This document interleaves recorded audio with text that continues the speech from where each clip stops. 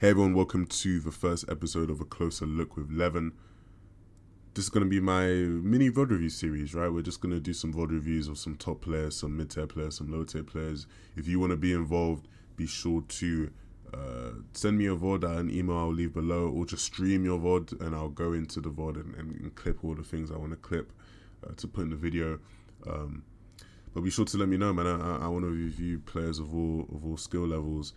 I wanted to do some streams and whatnot, but the longer form VOD reviews are already being dominated right now. We got some of my good friends within the scene, Bala 2W and Speedy Gonzalez. They both have amazing things they're doing, right? Bala's obviously got his VOD review streams, and Speedy's got the streams as well, and the Morning Coffee series on YouTube you can go check out, as well as people like Somebody's Gun, man. Somebody's Gun, he's got a series called Hindsight Rotations you guys can go check out. That's a really, really great series. But this is going to be my kind of interpretation of a VOD review series. Starting off with Highsky, man. Highsky is someone I've known in the scene for quite a long time. I used to actually play prac chord scrims with him, and he used to kind of poop on me on EU ping doing 1v1s, right? If I'm sure if me and Highsky kept playing, I'd probably be his duo or something, right? But all jokes aside, when I do this series, I'm going to try and highlight positives and negatives.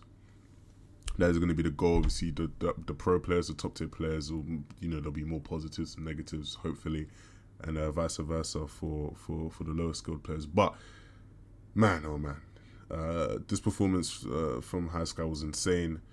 Easily one of the smartest players in the world, if not the smartest player in the world, or at least in his region.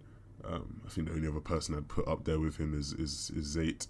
Now, this performance was insane. Not many mistakes to highlight, but I think this is going to be a great bit of educational content for you guys to learn a lot from, as he just plays the game so well.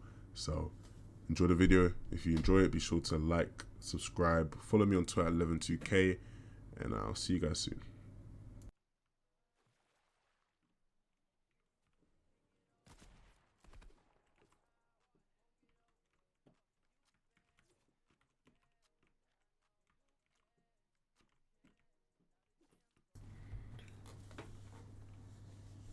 So let's take a look at what's actually going on here, right? Simple concept, simple play that I see a lot of people not make, frankly.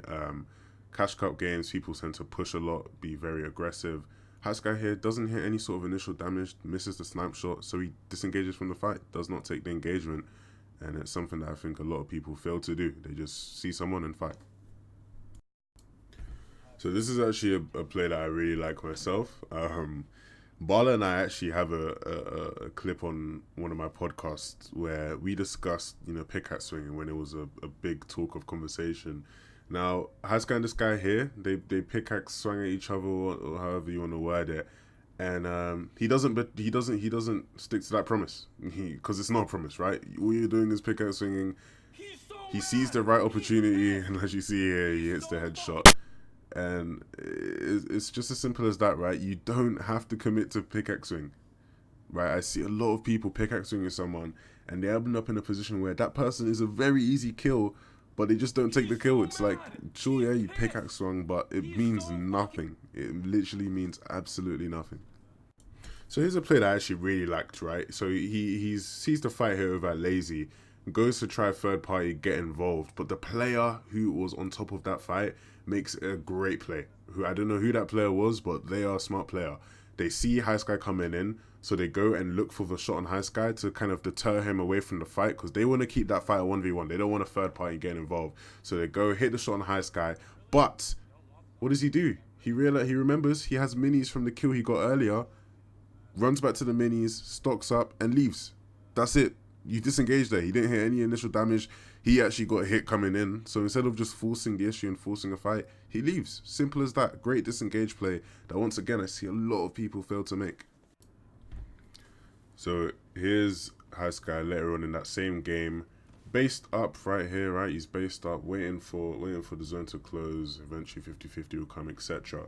Now, for some context, this guy was actually based up on top of Highsky for quite a while. Obviously you don't see in the clip because I didn't want to drag it out, but that guy was sitting there for probably about a minute's time, and they didn't, have any sort of fight, any sort of engagement. Highsky's aware of that, so he's like, hey, let me see if this guy's paying attention. This guy gets caught with his pants down, right? He's not aware. He's feeling comfortable. He thinks, hey, look, me and this guy are chilling here. We have a truce. We're not going to fight each other. Sitting in there, Highsky comes from behind and just gets the easy kill. And like this is a good play. I'd say, just because of it shows the awareness levels, right? You've got to be aware of your surroundings. You got to try and put yourself in the shoes of the people around you, right? That guy was thinking, look, I'm chilling. I have nothing to worry about. This guy below me, he's a pussy. He ain't gonna fight me. I ain't gonna worry about nothing. But bam, he was dead because he wasn't paying attention. He got caught with his pants down. So you always got to be aware. Always got to be aware of what opportunities may come your way. Here we have the master of distraction himself, right? Just after the kill with the guy who he got, he caught sleeping, and he has the spare RPGs, he has the spare rockets. So what does he do? Use them to rotate. The zone pulls towards that guy in zone, so he uses the spare RPGs, rockets that guy, and uses it to rotate. And unfortunately, he gets sprayed from someone else, and he has to stop. But it just shows the kind of level of play, right? Use the RPGs to distract the player so you can rotate in. That guy, right? Once the RPG hits that guy's base, he's panicking. He's like, hey, I gotta rebuild my stuff. What's going on? And just that moment of panic allows Highsky to move in just that bit closer to take his position in the zone. So I'm going to let this rotation play out for you guys so you can watch the full thing. But Highsky here does a good job of making sure that he's on a great level, right? You see the player here almost gets in his way, jumps up, makes sure he's on a new level, making sure that he has all of the walls around him, and makes a great play here. I'm going to highlight it in a second, but you see the zone pulled back up towards the hill that he was on initially, and he's aware of that. So he goes back and picks up the extra mats that he left over from way early on. And this is the key right here. He was the first up on that hill. The zone pulled back onto that hill. He was the first up there, but he doesn't, make a play for high ground, right? Because his first move in zone, holding high ground from here would be suicide, as well as the fact that he's not got the best mats to even hold high ground from here. So he's able to just stay back on the mid-ground level and pick up even a free kill. Look, that guy right there. Slacks, why you AFK, bro? Slacks, right? That's the name I'm looking for. Slacks. Slacks was shooting someone. When people are shooting endgame like that, they can't hear a thing. Highsky is aware of that, turns around, sees him, takes the wall, shoots him in the head. Slacks didn't have a clue what was going on. Now the main thing, right, you take away from that experience there, that whole rotation, pay attention to where the zone is going, man. Look, he was aware from early on, like if you can watch back the VOD earlier, you would see he was aware the zone's most likely going to pull up a hill. Fortnite has this weird affinity for going up hills. If the zone can go up a hill, trust me, it will go up that hill. He pays attention to that. He realizes, hey, that's where my old base was, that's where my old builds were. I'm going to be able to go grab some loot. Picks up that loot and it helps him, have more mats for the end game. As well as realizing the fact that you cannot hold high ground from early on, man. High ground is a great thing, but do not let it be your detriment. People try to take high ground way too early. If you don't have the right amount of mats for high ground, don't take it. If it's first move in zone, please don't try to take high ground. It's not worth it most of the time. Please just stay on a level where you can, keep control, pay attention to what's going on, and then consider taking high ground third or fourth moving. So this was actually a really interesting play that I think we definitely have to go back and watch. The master of distraction, man. He's back at it with probably the best play I've seen so far in 2020. Uses a brick cone to distract the player, trying to W key him, trying to hunt him down. That player was actually Marzo W, right? Marzo W is a great player. An amazing player, also does really well in cash cups. But Highsky he just outplays him, man. He places the cone down. So obviously, brick builds pretty fast. So Mars sees that cone and assumes that Highsky's just trying to hide in it. But he wasn't. He was long gone. He was out of there. Amazing play. Nice little play that maybe you can try to figure out how to use in your gameplay somewhere and see if that works out. Now, one thing a lot of people don't actually realize about solos, right, is that, your mat economy is, really low. You can literally go from, 1500 to 0 mats in solos so quickly. And a lot of the time, man, you just have to take what you can get when it comes to rotations, man. Highsky here with a scrappy rotate, doesn't use much mats. He takes a tiny bit of damage, but, you see he has the minis there, so he's not too worried about how much damage he takes when rotating. These scrappy little rotates where you kind of just try to see what you can get for free are the best way to keep your mats up, like when it's, in the end game circles. Like, it's risky, right? Especially where we have controller players who can do amazing things, right? But if you can get away with it, you get away with it. You save some mats and put yourself in a better position to win the game overall. So you see Highsky here, going to be using old builds perfectly to save a bit of mats. Not too much, right? But this is where the concept of saving mats comes from, right? A lot of people don't understand. He uses the old builds, probably saved him about, 50, 60 builds, but you never know how far they can, take you in the course of an end game.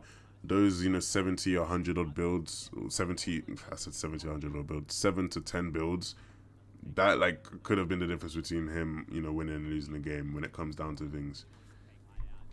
And actually, you see in the end of the game that I'm going to show you just now, he doesn't have a lot of mats at all, right? He runs out of mats at the end of the game, and if he had enough saved mats there from using old builds, he would have run out a lot quicker, which probably could have ended up with him dying and not winning this game. But now I'm just going to let you, see how the game plays out. Shout out to my guy Aussie Antics for casting this one. Go check him out, guys. He's doing a great job casting. Going to be casting AO as well. And I hope you enjoy this game. 1 to go, assuming he's out in Storm. No, he's on the absolute low ground here. Highsky runs out of builds, though. He's got the RPG, needs to try and knock him out if he's going to make this a 1v1 on low ground. The RPG misses. RPG versus RPG. Legendary RPG reloads faster, and he gets the elimination mid-air. So I think this is the last thing I'll show you guys before I head out here. Just want to, highlight to his patience. You see there, a bit of a scrappy rotate again, trying to save as much mats as possible. But look here, he gets in and he waits. He doesn't just push straight into the zone. You see the zone there, he doesn't push straight in. Why doesn't he push straight in, you ask?